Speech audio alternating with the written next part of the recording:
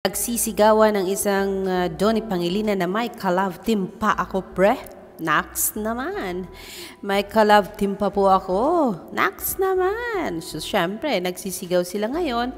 And showing their happiness to the whole world. How happy they are. Na talagang after nalukuhin ni Robbie and Kyle si Donnie, kala nga daw ng iba, ang sasabihin na may bagong ka-love team si Kyle ay ang akala ng iba ay si Kai Montino lang sasabihin. But then, napakabilis ng sinabi ni Kyle na it's Donnie ba din, ang bilis din naman kasi ng lagpak ng happiness ng iba. Kasi nga po agad-agad ay pinagsigawan ni Donnie na may ka-love team pa siya. Sabi ni Dorina Cabon si 18 minutes ago, "Wag who?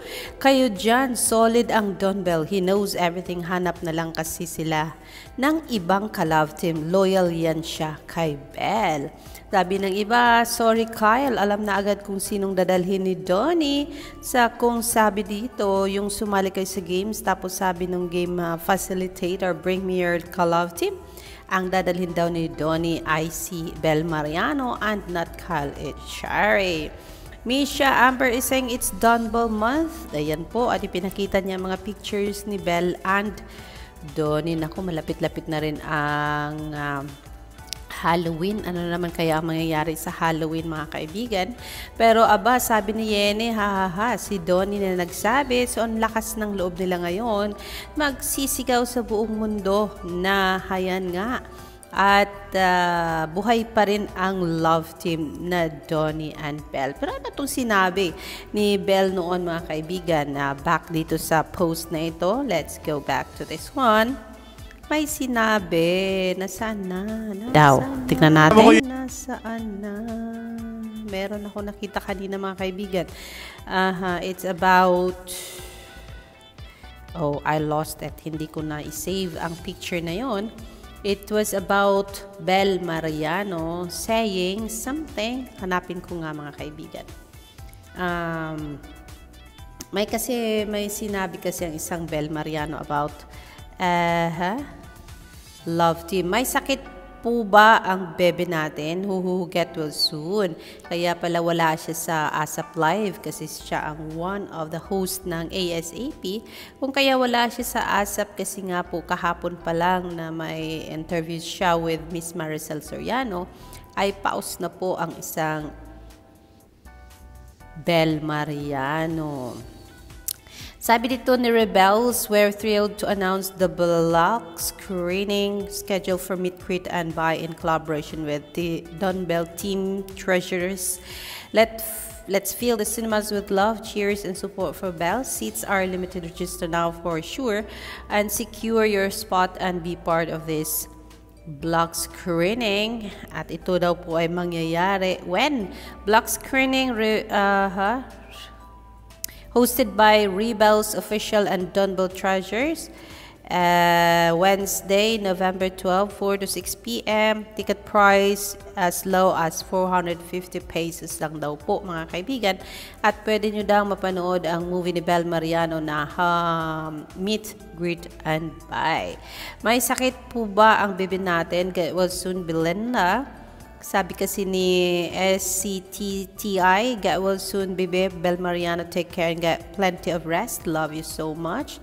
Feels like, oo nga, may sakit nga ang Inday kasi kung wala, syempre, kasama siya ng ASAP cycle na live kanina, mga kaibigan. So, home sweet home, rest ka lang, Miss Bel Mariano, and marami pang block screening na mangyayari bago pa ang November 12 at marami pang pupunta-puntahan mo bago pa ang November 12. So yes, mga kaibigan, and hope she is doing fine right now. Pero yes, yung sabing hashtag Don Bell ni Donnie, at marami ang nasyahan, kung kaya hayan, trending ang hashtag Don Bell sa Twitter world, mga kaibigan.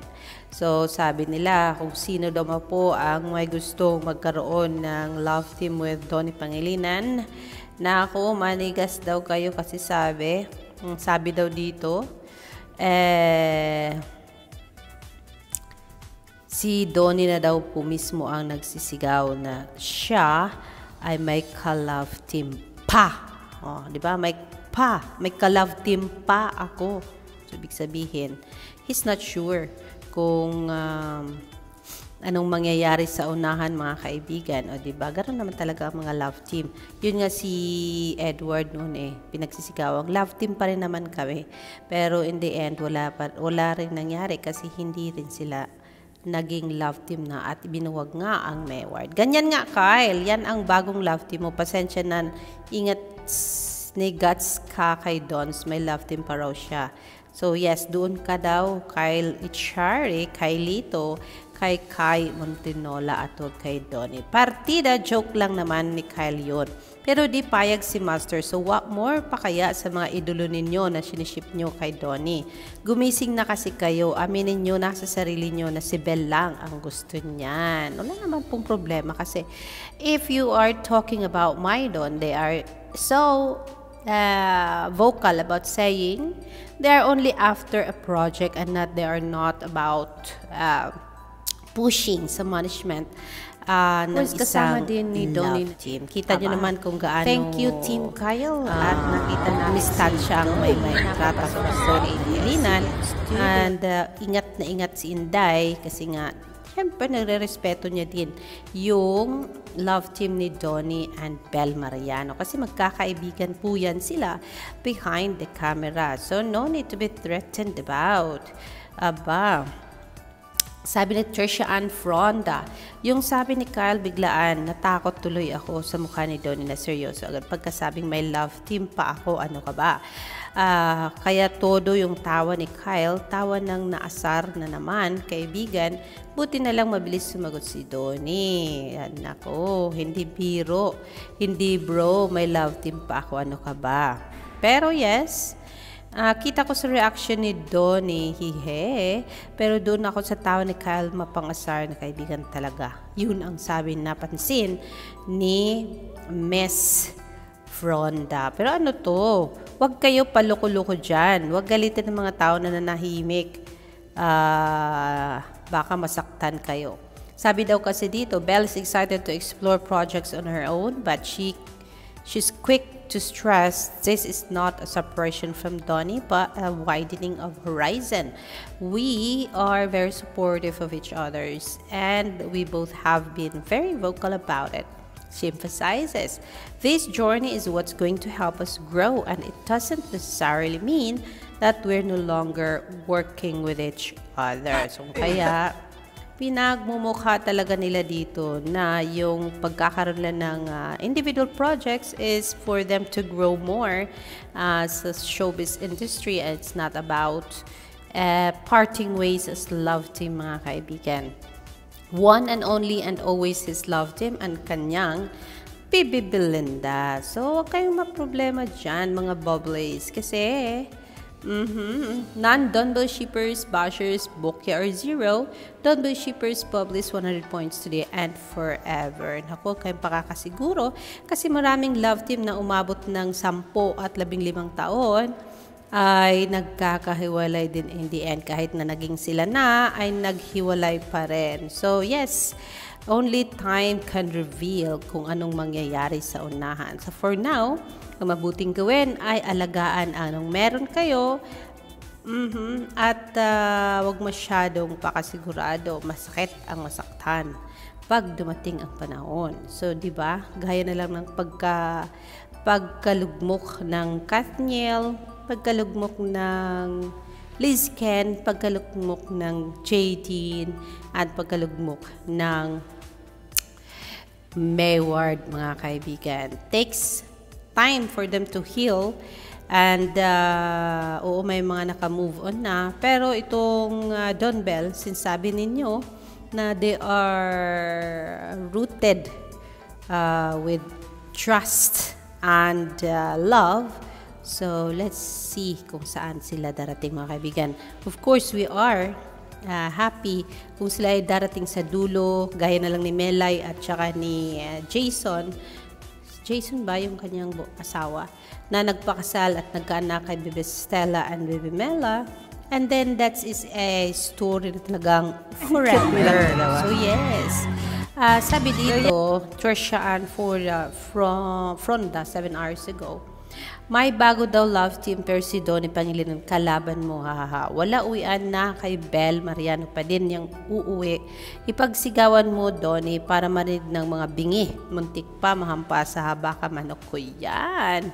O diba, o diba, o diba. Donnie debunking the Don Bell buwag.